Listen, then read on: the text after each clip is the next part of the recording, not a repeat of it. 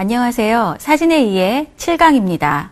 네, 오늘은요, 지난 시간까지 우리가 셀프 포트레이트를 비롯해서 인간의 신체, 또한 인간 자체에 대한 문제를 다룬 사진가의 작품들을 보았는데요.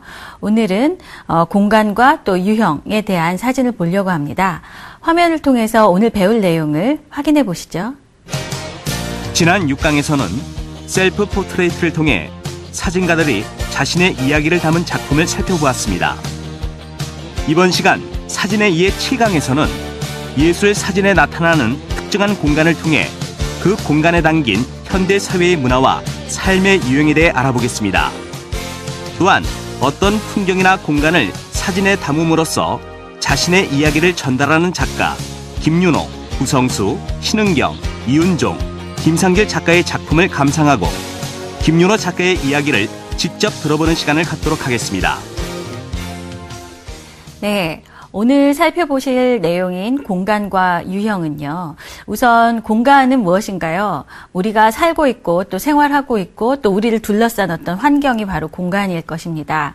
이 공간은요. 그저 우리가 거기에서 산다 이런 의미만 있는 것이 아니라 그것이 우리 시대의 문화를 담고 있고 또한 우리의 생활을 그대로 담고 있다는 것 때문에 아주 중요한 곳이죠. 우리가 이 공간들은요, 한국 사진에서 특히 공간 중에서도 도시 공간 또 사회적인 공간들은요, 한국 사진이 많이 다루지 않았던 주제입니다. 왜냐하면 한국에 사진이 도입된 것은 구한 말에서부터 일제시대인데요. 일제시대에는 도시공간이나 사회적인 부분을 다루는 것을 엄격히 제한하고 있었기 때문이죠. 아무래도 식민지 정부가 이 피식민지인들에게 그렇게 좀 사회적이거나 정치적인 이야기들을 하지 못하게 한 것은 뭐 당연한 일일 것입니다. 그러다 보니까 우리가 내내 찍을 수 있었던 것은 목가적인 풍경이나 향토적인 풍경 정도가 되었죠. 그래서 예를 들어서 우리가 많이 살고 있는 한양이나 뭐 서울을 향해서 찍는다던가 아니면 사회적인 사건을 두고 찍는다던가 이런 것이 거의 불가능했습니다. 그러한 것은 80년대, 90년대까지도 연장이 되는데요. 그러나 이제 90년대에 들어서 세계적인 변화와 더불어서 이제 도시공간 또 사람이 많이 살고 있는 우리가 생활하고 있는 이 공간에 대한 성찰이 일어나기 시작합니다. 물론 여러 가지 계기가 있었어요.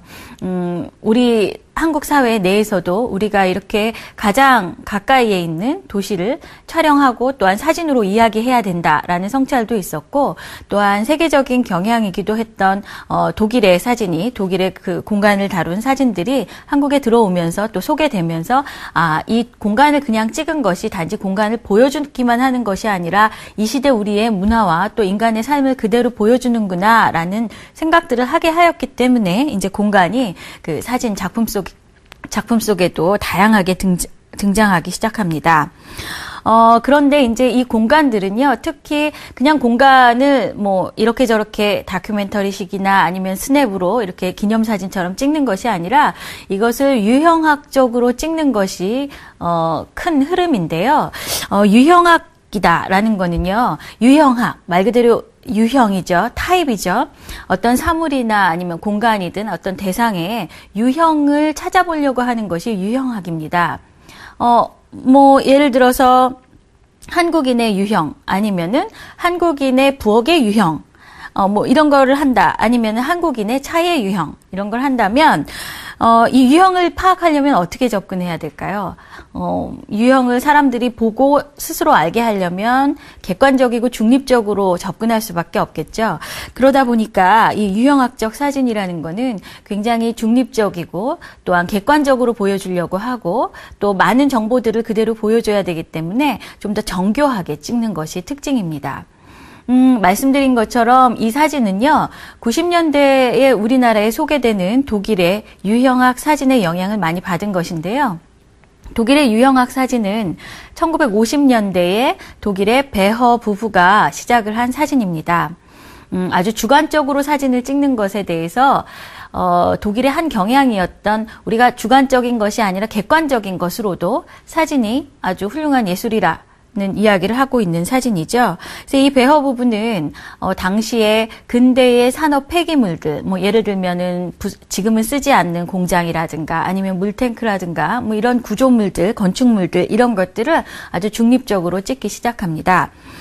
그것이 그 이후에 그 배허 부부의 제자들, 그 50년대, 주로 50년대 중반에 태어났던 제자들이 그것을 따라서 하나의 학파를 만들게 되는데요. 그래서 그것을 그들을 배허 스쿨이라고도 합니다. 이들에게서 만들어진 어떤 경향이 전 세계적으로 아주 큰 반향을 주게 되고요. 이렇게 중립적으로 찍었지만 그것이 결국은 우리 문화를 아주 잘 보여준다는 그런 생각들 때문에 지금까지도 많은 사람들이 동조하고 있는 그런 작품 경향이라고 할 수 있습니다. 예, 우리가 사실 그러나 이제 우리나라에서 공간을 다룬 사진이 유형학 사진이다라고 이야기하기는 좀 어려워요. 그러나 이 공간에 대한 관심과 또한 그 유형학적 사진의 영향이 지금부터 보실 공간을 다루고 있는, 즉 공간을 통해서 우리의 문화를 이야기하고 있는 사진가들을 이해하는데 아주 중요한 키워드가 될 것 같습니다.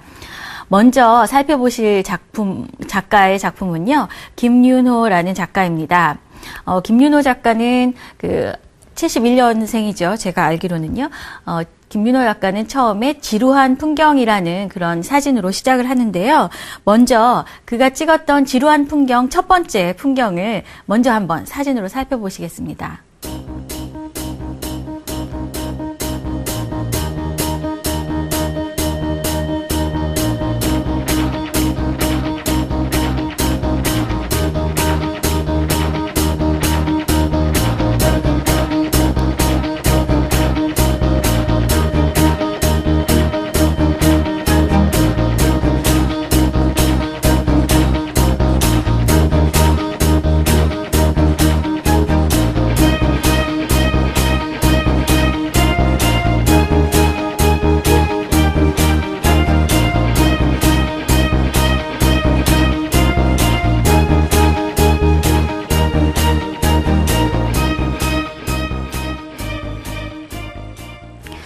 네, 사진 보셨죠? 어떠셨나요? 좀 지루하셨나요? 아니면 저는 사실 이 사진을 보면 지루하기도 하지만 시끄럽기도 하다는 생각이 듭니다.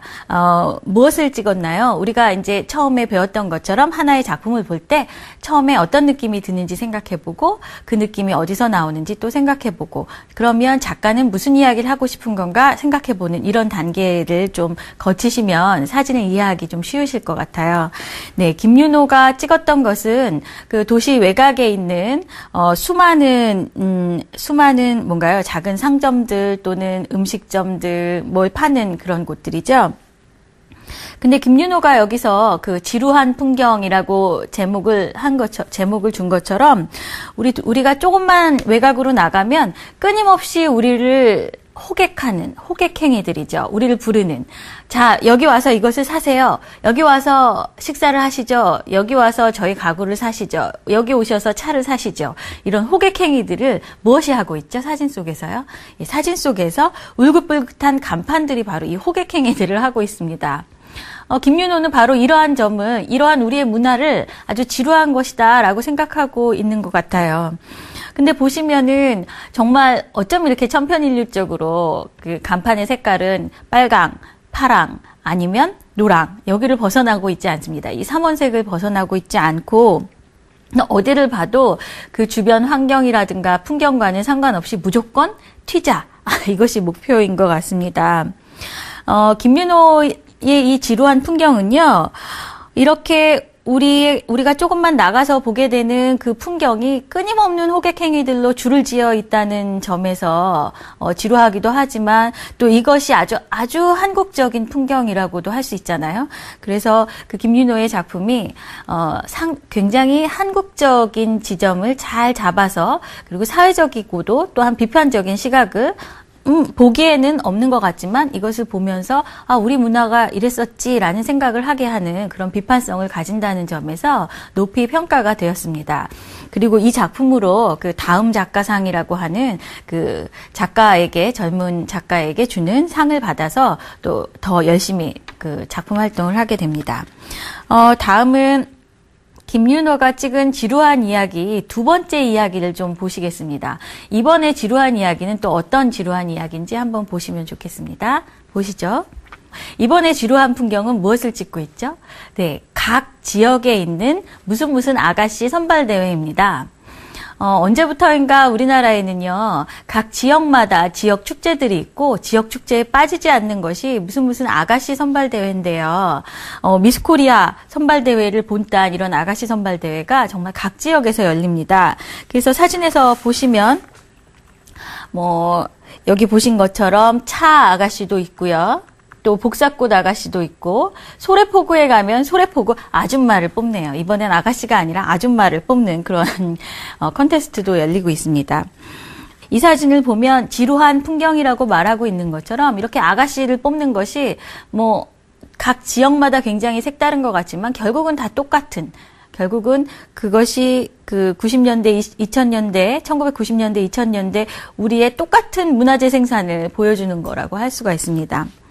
실제로 재밌는 에피소드는요, 작가가 이걸 찍느라고 전국을 돌아다니다 보면 똑같은 심사위원을 여기서도 만나고 저기서도 만나고요. 똑같은 아가씨가 이 선발대회도 나왔다가 저 선발대회도 나왔다가 한다고 합니다. 그래서 거기를 계속 돌아다니는 사람은 계속 만나게 되는 거죠. 이것은요, 우리나라가 언제부턴가 지역 자치제가 되면서, 각 지역마다 지자체들이 지역을 운영하기 위해서 어떤 문화 콘텐츠들을 찾기 위해서 고심을 해 보니까 실제로 지역에서 많은 문화 콘텐츠를 개발해내기가 아주 짧은 시간에 개발해내기가 그렇게 쉬운 일은 아니라는 겁니다. 그래서 다른 지역에 하고 있는 문화 콘텐츠들을 또 벤치마킹해서 또 하고 하다 보니까 이렇게 똑같은 것이 전국에서 양산되는 이런 형태가 일어나는 거죠. 한 학자는요, 그러한 것에 대해서 이렇게 평가하고 있습니다. 우리가 1960년대, 70년대 박정희 정권을 거치면서 박정희 정권은 전통이라든가 아니면 그 전에 구습이나 이런 것을 다 해체하는데 아주 해체를 많이 했죠. 그러다 보니까 그 과정에서 각 지역이 가지고 있던 고유성이나 고유한 그런 자료들도 많이 유실이 됐다는 거죠. 그러다 보니까 문화 콘텐츠를 새롭게 개발해야 되는 상황이 왔고, 새롭게 개발한다는 것이 그렇게 쉽지는 않기 때문에 이렇게 똑같은 것을 양산하는 상황이 된 것 같습니다. 네. 자, 이 외에도 이 이후에 사진가는요, 김윤호는 이 이후에 봄이 오면이라는 작품을 하고 있는데, 봄이 오면 뭘 하나요? 결혼을 합니다. 네. 지금은, 대부분들 결혼하는 신혼부부가 스튜디오에서 웨딩 촬영을 하는 것 같아요. 그러나 몇 년 전까지만 해도 모두들 무슨 경복궁, 덕수궁, 아니면은 또 무슨 놀이공원 이런 데 가서 사진을 많이 찍었는데요. 그런 풍경을 찍은 것이고요. 또 사진가들의 풍경이다 해서 사진가들이 아무것도 없는 곳에 가서 사진을 열심히 찍는 그런 모습을 찍은 작품들이 있습니다. 그러나 이제 이 작가는 위에서 지금까지 보셨던 이런 작품들을 쭉 이어오면서 점차 관광이라는 주제로 자기 주제와 또 문제의식을 좁혀가고 있고요. 그것을 통해서 그 작업을 지금까지 지속해오고 있습니다. 특히 이 작업 이후에 지금 보셨던 사진 이후에 유학을 가서 그쪽에서 사진뿐만 아니라 비디오 작품도 함께 하고 있는데요. 이 김윤호 작가를 직접 만나서 최근의 작품과 또 이야기를 좀 들어보시겠습니다. 안녕하세요. 네, 저는 사진 활동을 하고 있는 김윤호라 그럽니다. 예, 지금 뒤에 나오는 사진이 지금 전시하고 있는 사진인가 보네요. 네, 이 사진들은 제가 97년부터 사진에 대한 의미 혹은 그 사진가들이 사진에 대해서 가지는 여러 가지 예술 사진의 정의 내지는 예술 사진의 방향들에 대해서 저 자신의 작업에 대한 생각들을 조금 해보고자 하고 있는 하나의 일종의 스케치 내지는 에스키스 정도라고 생각을 하면 될 것 같습니다. 아직 하나의 확정된 작품의 형태로서 제작이 된 것은 아니고요. 아직 이 작업들이 여기서 시작을 해서 어떤 방향으로 이 작업들이 결과물로 구성이 될지는 저도 아직 잘은 모르고 있는 상황이고요. 네. 저는 저 같은 경우에 있어서는 어떤 특정한 계기가 있었다라고 하기보다는 자연스럽게 자연스럽게 사진 작가의 길로 들어선 것 같습니다. 어떻게 하다 보니까 사진학과를 선택을 하게 되었고, 그러면서 이제 학교 생활을 하면서 막상 제가 뭐 패션 사진가나 아니면 유명한 광고 사진가가 되고 싶었던 생각은 가진 적이 없는 것 같습니다. 그냥 막연히 뭐 어떤 대상물을 통해서, 그리고 카메라라는 도구를 통해서 나의 생각들을 어느 정도 이렇게 보여줄 수 있다라는 그런 점들이 되게 흥미롭게 다가왔고, 그래서 졸업 후에 자연스럽게 사진가의 길로 접어든 게 된 것 같습니다.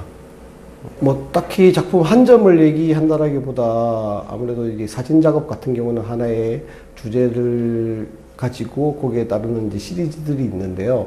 제가 뭐 몇 개의 시리즈를 그동안 이렇게 작업을 해왔는데, 아무래도 작품 활동을 하면서 많은 노력과 시간들을 투자했던 작업들이 그나마 뭐 저로서도 어느 정도 만족이 가고 더 많은 애정이 가는 것 같습니다. 그래서 초창기에 제가 했던 지루한 풍경 1이라는 작업과 지루한 풍경 2라는 작업, 그리고 그 이후에 이제 그 베를린에서 만난 천대의 버스들이라는 작업들이 거의 제가 베를린에서 만난 천대의 버스들은 이 작품이 하나의 작품인데, 그 작품을 위해서 1년 동안 제가 수천 대의 버스들을 쫓아서 다니면서 찍었기 때문에 그 작품들이 가장 크게 저한테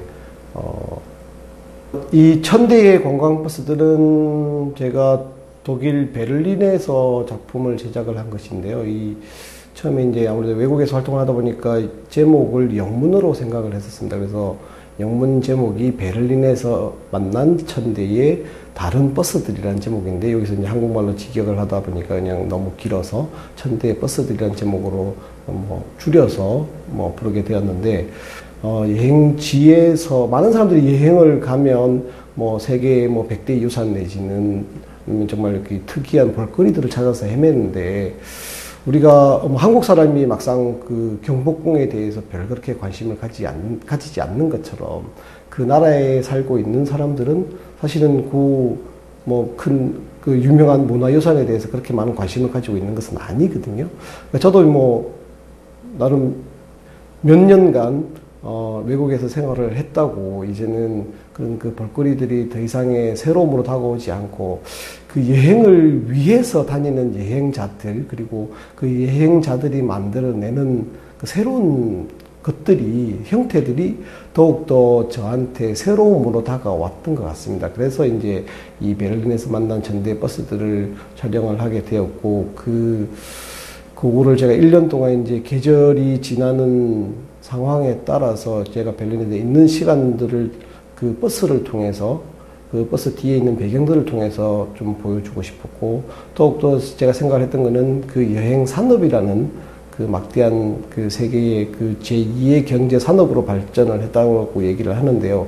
버스를 생각해보면 우리가 한 대의 버스 속에 사람들이 대략 한 30명에서 40명 정도 타는 것 같은데, 제가 그 1000대의 버스를 하면 그 수마해도 어마어마한 수가 되잖아요. 그리고 그 버스들이 베를린에 오는 모든 버스들을 제가 사실은 다 찍은 것도 아닐 테고, 분명히 제가 놓쳤던 버스들이 있고, 또 그 작품 속에 등장하는 버스들은 똑같은 버스는 한 대도 없습니다. 제가 다 다른 버스들을 촬영을 해서 거기다가 이제 작품으로 이렇게 만들었는데, 그렇게 따져보면 정말 그 엄청난 그런 그 산업의 한 부분을 파악을 할 수가 있는 것 같습니다.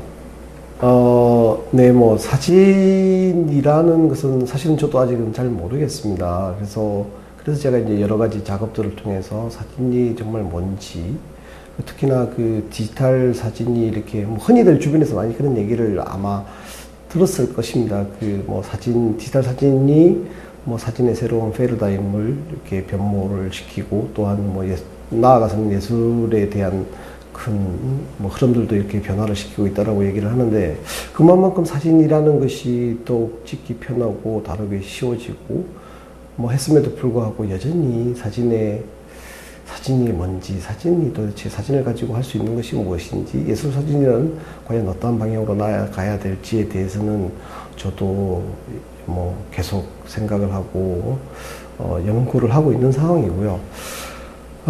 제가 만약 사진 작가를 하지 않았다라면 이쪽 뭐 예술 쪽에 아무래도 예술 관련된 일들을 좀 했을 것 같습니다. 그래서 뭐 피아노를 연주하는 그 피아니스트가 된다든지 그런 것들이 좀 많이 관심이 가고요. 그리고 뭐 예술 쪽이 아니라면 그 요리를 하는 아마 요리 연구가 정도를 좀 해보고 싶은 생각이 좀 많이 듭니다.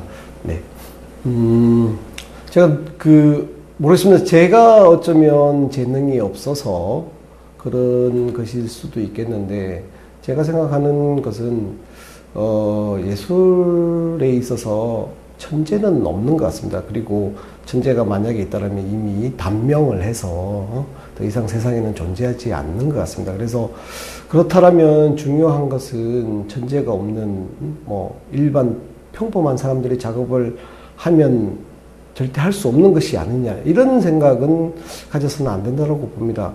중요한 것은 그만큼 얼마만큼 자신이 자기가 가지고 있는, 자기가 그 관심을 가지고 있는 분야에 대해서 얼마만큼 노력을 하고 얼마만큼 시간을 들이고 촬영을 하고 작품을 제작하는 것이냐가 더욱더 중요한 것이라고 생각을 합니다. 그래서 사실 뭐 사람이라는 것이 뭐 알고 보면, 뭐 예술 작품이라는 것도 알고 보면 너무나 훤히 읽히는 것인데, 그래서 작품의 우위도 사실은 뭐 어떤 것이 좋다 나쁘다 이렇게 말할 수가 없는 것 같고, 그래서 더더욱 중요한 것이 그 어떤 뭐 대상물이면 대상물, 아니면 어떤 뭐 소재면 소재들을 선택하고 택하고 그것을 발표를 할 때 있어서 가장 중요한 것은 작가, 사진가 자신인 것 같거든요. 그래서 더욱더 자기 사진에 대해서 많은 애정과 시간과 노력을 투여하는 것이 가장 바람직한 길이라는 생각을 좀 해봅니다.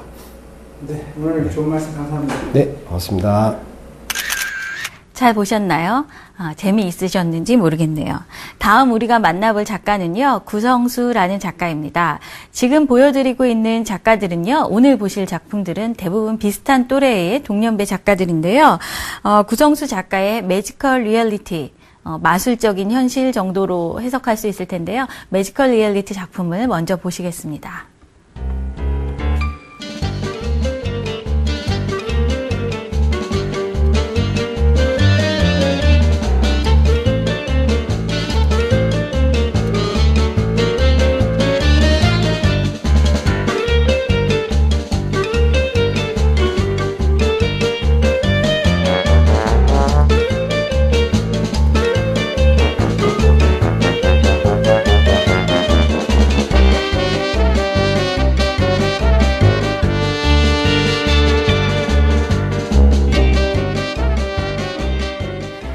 네, 사진 어떻게 보셨나요?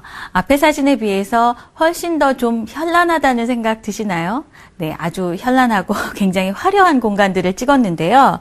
구성수가 찍고 있는 이 매지컬 리얼리티의 대상들은요, 공간들은요, 공통점이 있습니다. 바로 마술적이라는 말이 지칭하는 것처럼 우리의 판타지를 이루어줄 수 있는 그러한 공간입니다.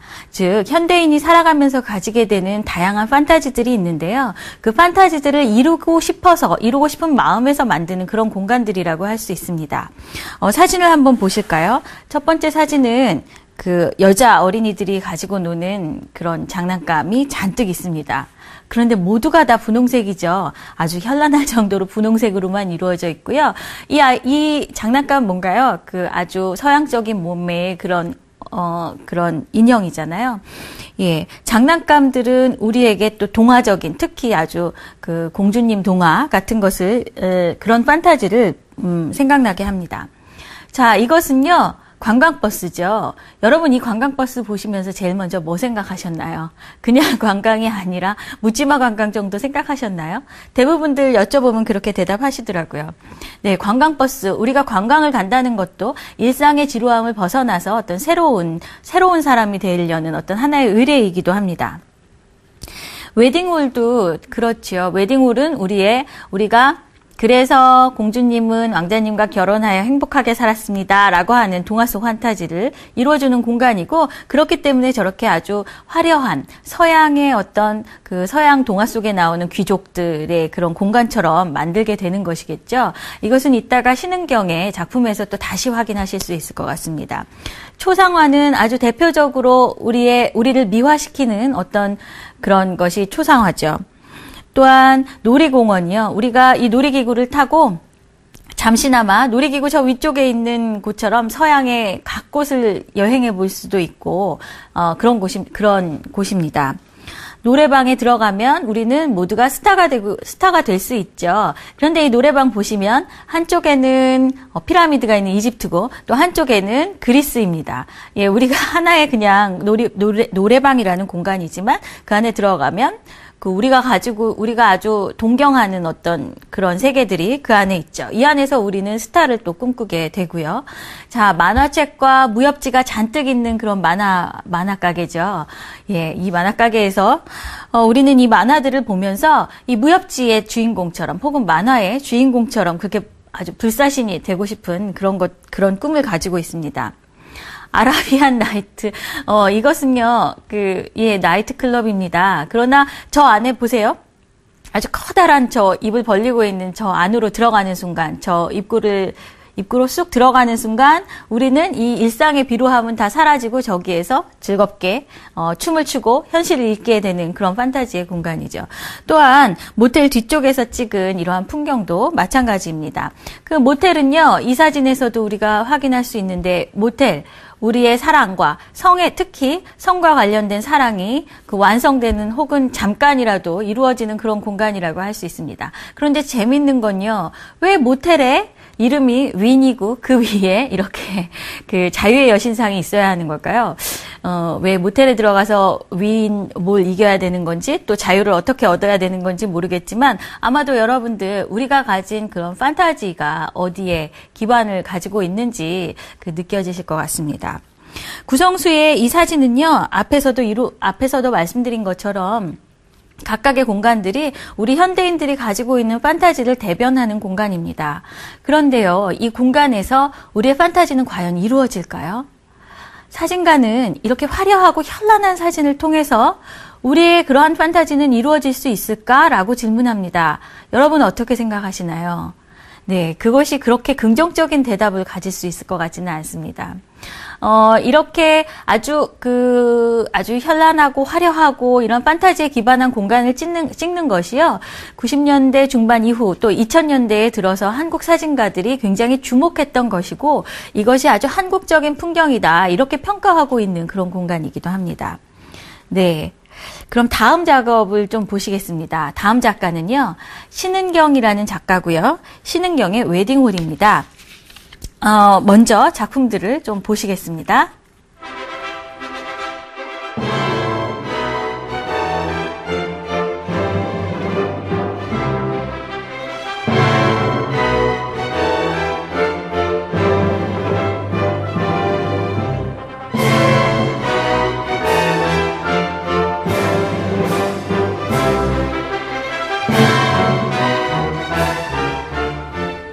네, 신은경은 연속해서 여기 지금 보신 것 같은 웨딩홀 사진뿐만이 아니라 연속해서 실내 공간들, 다양한 실내 공간들을 사진으로 찍고 있습니다. 작가는 이러한 공간 시리즈를 통해서 우리의 시대와 문화를 이해할 수 있다라고 이야기하고 있는데요. 이 웨딩홀 보시니까 어떤 느낌이 드시나요?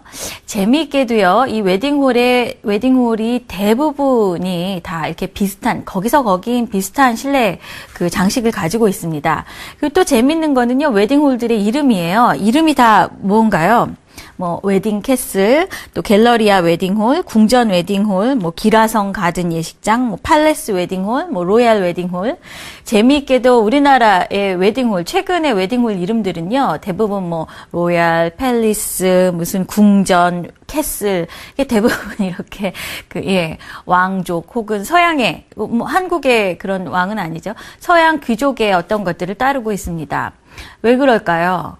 우리의 결혼이라는 게 웨딩 문화라는 게 결혼식을 중심으로 한 웨딩 문화라는 게 서양의 어떤 귀족의 동화, 귀족 동화요. 거기에 기반하고 있다는 것을 보여주고 있죠. 구성수가 자신의 매지컬 리얼리티에서 웨딩홀을 넣었던 것과 같은 맥락일 것 같습니다. 즉, 이 공간에서 결혼을 하면 모두가 공주님처럼 아주 행복하게 살 수 있을 거라는 그런 환상을 우리가 가지고 있다는 거죠. 그 내부 공간을 보시면요. 이렇게 아주 환상적인, 동화적인 공간을 만들었을 뿐만이 아니라, 또 심지어는 아예 드러내놓고 동화의 백설공주를 그대로 백설공주 이야기를 그대로 가져온다든가 아니면은 서양의 어떤 판타지에 기반한 그런 서양화를 그대로 걸고 있습니다. 어디에도 한국적인 그림이라든가 한국의 어떤 풍경이라든가 그런 맥락은 전혀 나타나지 않고 있죠. 신흥경이 신흥경이 지적하고 있는 지점은 바로 이렇게 우리의 웨딩홀이라는 실내 공간이 우리의 결혼 문화가 아주 서양적인 동화와 판타지에 기반하여 결혼식이 이루어진다는 것을 지적하고 있는 것입니다. 그렇다면 한 번쯤은 우리가 정말 결혼에 대해서 아니면 결혼식에 대해서 또는 결혼식 외에도 다른 우리의 삶의 어떤 문화의 실천들에 대해서 한번 생각해 봐야 하지 않을까 하는 생각도 하게 됩니다.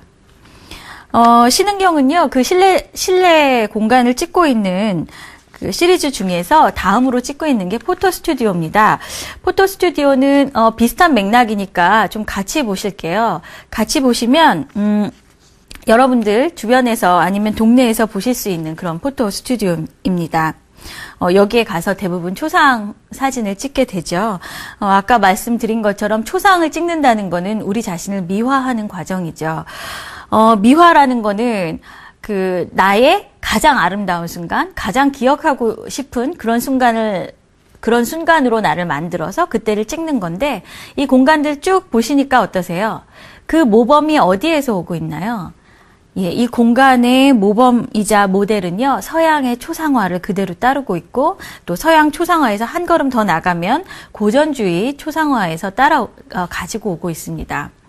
그래서 많은 부분 우리의 문화적인 행동이나 이런 것들이 참 서양의 어떤 판타지에 기반하고 있는 게 굉장히 많다라는 반성을 한번 해보게 되는 것 같습니다. 자, 다음은 좀 더 재밌는 작업을 하나 살펴보죠. 이은종이라는 작가가 찍은 여관입니다. 각 지역에 있는 여관들인데요. 그 지역의 이름과 여관을 같이 잘 살펴보시면서 한번 보시기 바랍니다. 좀 비교해 보시면 좋을 것 같아요. 좀 보시겠습니다.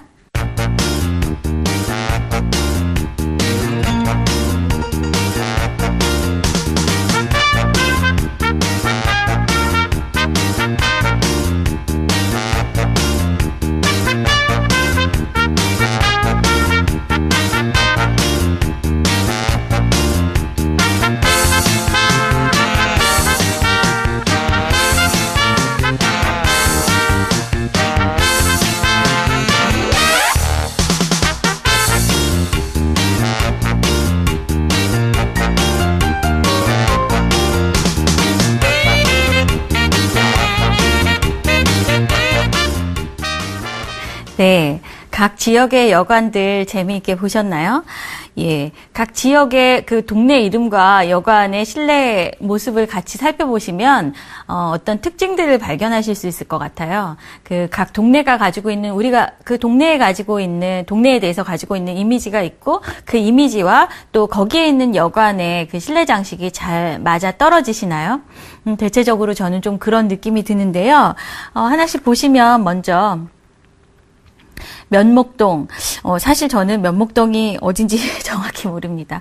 그러나 이제 면목동이나 수유리는 약간 외곽인 것 같아요. 그래서 조금 더 전통적인 느낌이 약간 좀 더 오래된 느낌의 그런 여관 실내 장식을 보실 수가 있고요. 수유리 사진에 보면은 액자에 걸린 그림도 아주 예전에 우리 전통화가 그려져 있죠. 반면에 선릉은요, 조명부터 다릅니다. 좀 더 세련된 조명, 그 벽을 뚫어서 조명을 치는 아주 좀 더 세련된 그 조명을 치고 있죠. 그런가 하면 압구정에 가면요, 훨씬 더 화려해졌죠. 예, 이렇게 원형의 침대에 그 아주 그냥, 아주 웅장한 그 천정까지, 그 앞에 보았던 것과는 굉장히 대비가 됩니다. 특히 대비가 되는 게 그 다음에 미아리에 있는 여관이죠. 아주 저는 이 사진이 참 재밌는데요. 미아리 여관의 한 벽면을 차지하고 있는 그림이 뭔가요? 만리장성 사진입니다. 네, 바로 침대 옆에 만리장성 사진이 쭉 있어야 하는 이유가 무엇인지 아주 재밌게 느껴집니다. 반면 이제 또 충무로의 경우에는요, 지금 이 사진 조금 헷갈리실 것 같은데요. 한쪽 벽에 전면이 다 거울이에요. 그래서 거울에 이쪽 공간이 다시 비쳐서 공간이 이렇게 확장돼 보이는 거고요. 그 다른 지역에 뭐 예를 들면 압구정이나 선릉에 있는 그런 여관에 있지 않는 그런 사진들이 있죠. 이렇게 맥주집이나 이런 데 있을 것 같은 그런 여성의 사진들이 놓여 있는 것이 또 특징입니다. 필동은 한국의 집이 있기도 한 곳인데요. 이 필동은 또 이렇게 침대가 아닌 우리 전통적인 이불과 또 전통적인 방식의 그 잠자리죠. 장흥은요, 테마 모텔이라고 하네요. 그래서 장흥으로 가니까 조금 더 그 앞에 미아리나 이런 곳과는 또 다른 분위기가 있고요. 번동은 이렇게 화려한 소파가 놓여져 있습니다. 보시니까 어떠세요? 이 이은종의 여관 사진은요, 처음부터 끝까지 쭉 보면 지금 바로 이 시대의 우리의 여관의 실내 공간의 모습을 보여주고 있죠. 그런데 이것과 더불어서 그런 유형, 우리가 여관이 뭔가요? 잠을 자는 곳이잖아요. 다른 기능은 없이 잠을 자는 곳이라는 그런 기능이 있는 곳인데요. 그래서 아주 기능 중심으로 되어 있습니다. 주로 그 방에는 다른 것이 많이 놓여 있지 않고 침대 정도가 있죠. 그러나 이것이 이제 유형학에서 볼 때는 우리 이 시대의 어떤 여관이라는 공간의 유형을 볼 수 있는 건데, 여기서 재밌는 거는요, 그 하나하나 들어갔을 때 각 지역마다의 차이를 우리가 같이 볼 수 있다는 점입니다. 예를 들어서 수유리의 공간과 또한 압구정의 공간이 다른 것은 서울이라는 사회에서 압구정이 차지하는 위치와 또한 수유리가 차지하는 위치, 또 그곳의 문화가 다르기 때문에 그 문화에 맞춘 공간의 모습이 드러나는 거죠. 이것은 누가 꼭 이렇게 해야 돼라는 것이 아니라 그 문화 속에서 녹아져서 저절로 만들어지는 어떤 그 공간의 모습이라고 할 수 있습니다. 그래서 유형학의 진짜 재미는요, 전체의 그 시대의 한 유형을 알 수 있는 것뿐만 아니라 각각의 유형 사이사이에 있는 이 차이를 느낄 수 있는 것, 이것이 또 유형학의 즐거움이기도 합니다. 그래서 이 여관을 통해서 우리 시대의 각 지역의 문화도 읽을 수 있고 또한 지금의 문화도 읽을 수 있게 되는 것입니다. 이은종의 사진이 바로 그런 점에서 아주 재밌죠. 이제까지 이렇게 공간을 보셨고요. 공간을 유형학적으로 접근한 사진들을 보셨는데, 이제는 사람에 대해서 이렇게 유형학적으로 접근한 사진을 좀 보시겠습니다. 김상길이라는 작가가 찍은 온라인 동호회의 오프라인 모임을 찍은 사진입니다. 먼저 사진을 쭉 보시는데요. 이들이 이제 어떤 동호회인지 제목과 함께 보시면, 비교해 보시면서 보시면 좋겠습니다. 네, 보시겠습니다.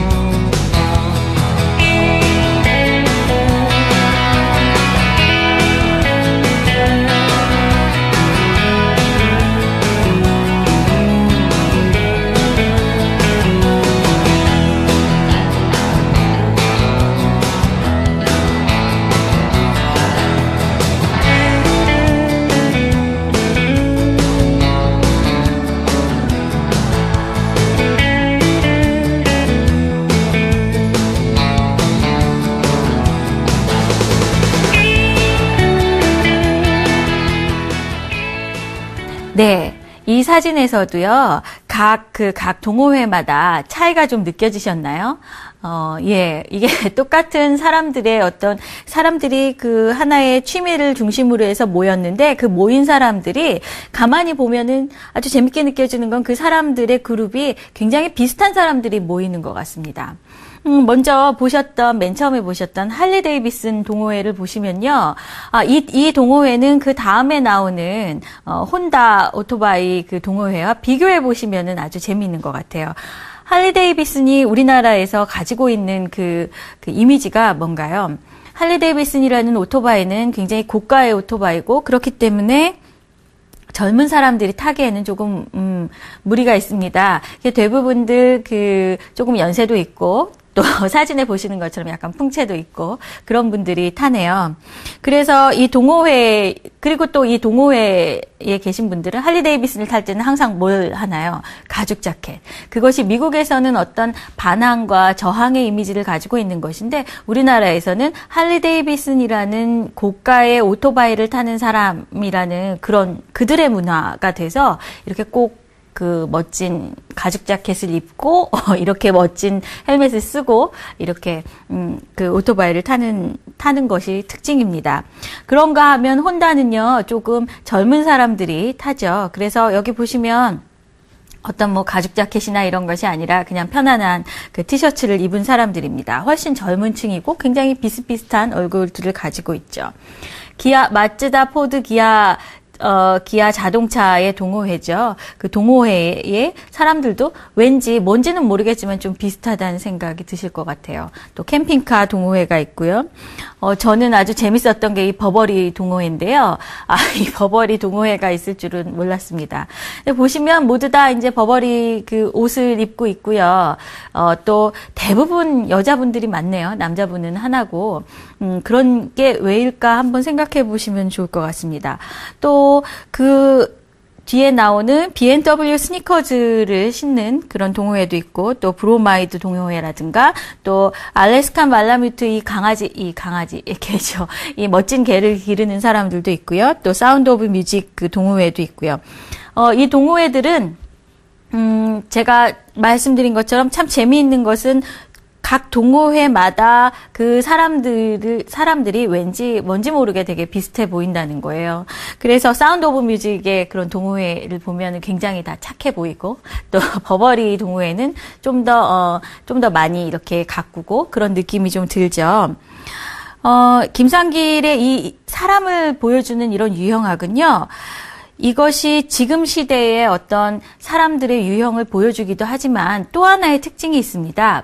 동호회의 이름을 보세요. 할리 데이비슨, 혼다, 기아, 캠핑카, 버버리, 스니커즈. 대부분 동호회들이 뭘 중심으로 모여 있나요? 상품을 중심으로 모여 있다는 거 눈치채셨나요?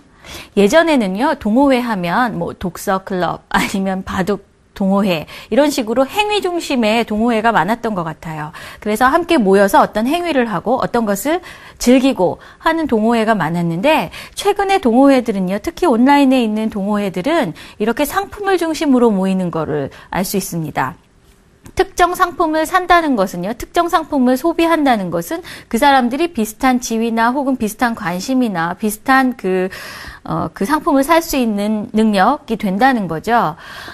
그런 점에서 그것이 소비자본주의라고 하는 현대사회의 어떤 특징을 그대로 드러낸다고 생각할 수 있을 것 같습니다. 그래서 이들이 보여주는 동호회의 모습은 바로 우리 시대의 문화 그 자체를 특별한 어떤 문화를 보여주는 것이기도 합니다. 네, 지금까지 공간을 다룬, 그리고 그 공간을 유형학적으로 다룬 사진가들의 작품을 보셨는데요. 오늘 배운 내용을 화면을 통해서 확인해 보시겠습니다. 이번 시간에는 예술 사진 속에 담긴 특정한 공간을 통해 그 공간에 담긴 현대 사회의 문화와 삶의 유형을 살펴보는 시간을 가졌습니다. 그리고 지루한 풍경이란 작품 속 공간을 통해 자신의 이야기를 전달하고 있는 김윤호 작가를 만나봤습니다. 또한 다양한 공간을 사진에 담아 우리 시대를 바라본 구성수, 신은경, 이은종, 김상길 등의 작가들의 작품을 감상하며 사진 안에 담긴 의미를 분석해보는 시간을 가졌습니다. 네, 오늘 보신 작가들의 작품들을 보시면서 여러분들이 계신 공간과 또한 그 문화적인 어떤 그 장들에 대해서 다시 한번 살펴보시면 좋겠습니다. 어떤 특징이나 또한 문화적인 어떤 성격이 있는지 살펴보시면 일상이 더욱 즐거워질 수 있을 것 같습니다. 네, 다음 시간에는요, 마지막 시간입니다. 특히 예술가, 지금까지 보셨던 것들은 예술을 중심으로 한 사진이었는데요. 다큐멘터리 사진을 함께 보면서 그것이 현대 예술에서 다큐멘터리가 어떻게 같이 만나고 있는지, 어떤 접점을 가지고 있는지 살펴볼 것입니다. 오늘 수고하셨습니다. 다음 시간에 뵙겠습니다.